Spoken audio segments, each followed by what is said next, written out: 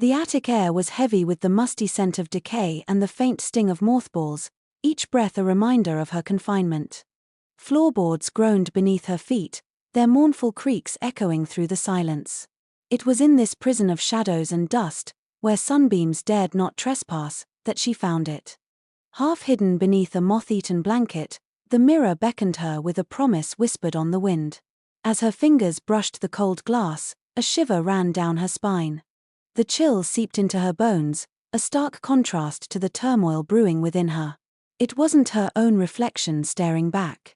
This being, with eyes that burned like embers and a smile that hinted at untold strength, seemed to know Eve's deepest secrets.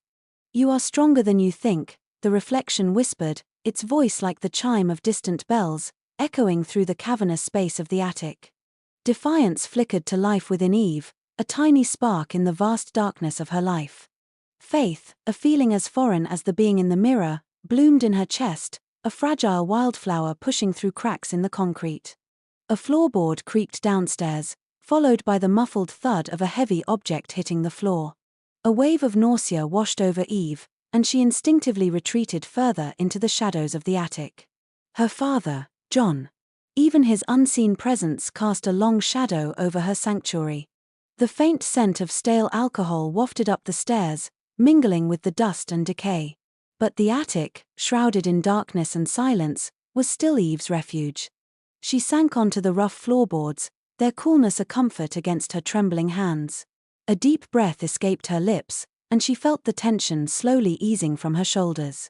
Here, amidst the cobwebs and forgotten relics, she found a semblance of peace. The rough-hewn wooden beams, cool beneath her touch, offered a sense of grounding, a connection to something solid and real.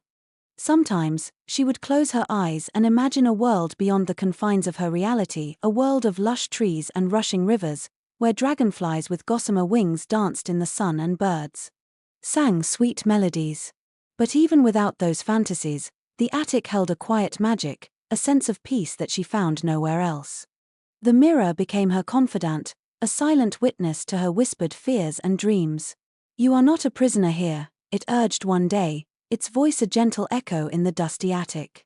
"You are a queen in exile, waiting to reclaim your throne." Eve, startled by the mirror's sudden assertion, traced a finger across its cool surface. "How can I be a queen?" she whispered, her voice barely audible above the distant hum of the city that filtered through the grimy window panes. "I'm just Eve, trapped in this awful house." "You are more than just Eve," the reflection insisted. "You are strength and resilience. You are the keeper of your own destiny." As days turned into weeks, Eve found herself drawn to the attic more and more, seeking solace in the mirror's presence. It became her anchor in the storm, a source of unwavering support. One afternoon, as Eve confided her deepest fears to the mirror, a name suddenly came to her. "Jet," she thought, "that's your name. It feels right, like a name that holds secrets and strength." From that moment on, the mirror was no longer just an object, it was Jet, her confidant, her guide. But Jet was more than just a reflection, it was a part of her, a voice whispering truths she hadn't dared to acknowledge. "You are not a drop in the ocean," Jet reminded her, echoing the words of Rumi. "You are the entire ocean in a drop." Guided by Jet's wisdom, Eve began to see the world through different eyes. The rusting bars on the windows transformed into the branches of a protective tree. The creaking floorboards became the rhythm of a secret language. And the howling wind carried messages of hope and freedom. A stray feather, a vibrant sapphire against the dull grayness of the attic, became a recurring symbol of courage, appearing in her dreams and even fluttering down from the rafters as she confided in Jet. Was Jet a mystical being, residing within the glass?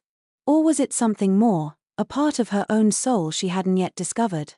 One night, as the moon cast beams of light across the floor, and the house creaked and groaned around her, Eve knew it was time.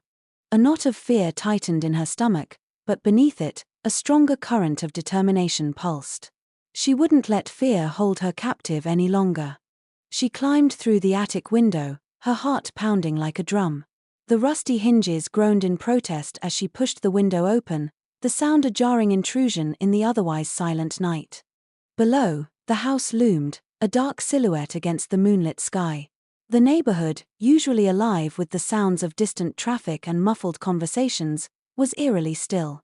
The roof, bathed in moonlight, felt like the precipice of a new world. Taking a shaky breath, Eve hoisted herself onto the slanted surface. The shingles were rough beneath her fingertips, and the wind threatened to snatch her away. But she clung on, her gaze fixed on the horizon, a single star twinkling like a beacon in the distance.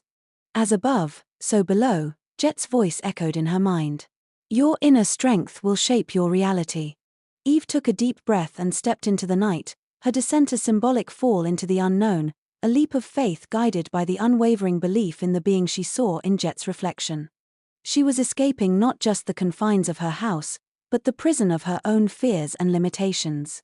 She ran towards the horizon, the wind whipping through her hair, carrying her towards a future she was finally brave enough to claim.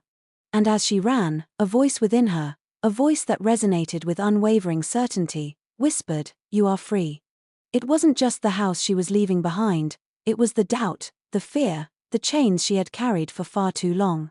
With each stride, Eve felt them falling away, replaced by a lightness she had never known. A wave of understanding washed over her, an epiphany that resonated through her very being. The being in the mirror wasn't just a reflection, she was Eve, her higher self, her future, her destiny, her truth. The answers she had sought for so long weren't out there in the world, but within her all along. It was the yin and yang, the balance of looking within and without, the journey of 1,000 miles beginning with a single, courageous step. It was self-love, a metamorphosis, an evolution, an ascension into her higher being. Change started within, and she, Eve, had the power to shape her reality with her own mind. She was becoming the woman she was always meant to be.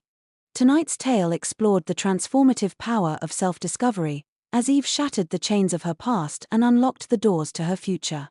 Eve's journey teaches us that the greatest prison is often the one we construct within. But with courage and determination, we can shatter those walls and unleash our true potential. The Luminary Files will continue to illuminate the resilience of the human spirit, revealing the hidden truths that lie beyond the shadows of our existence.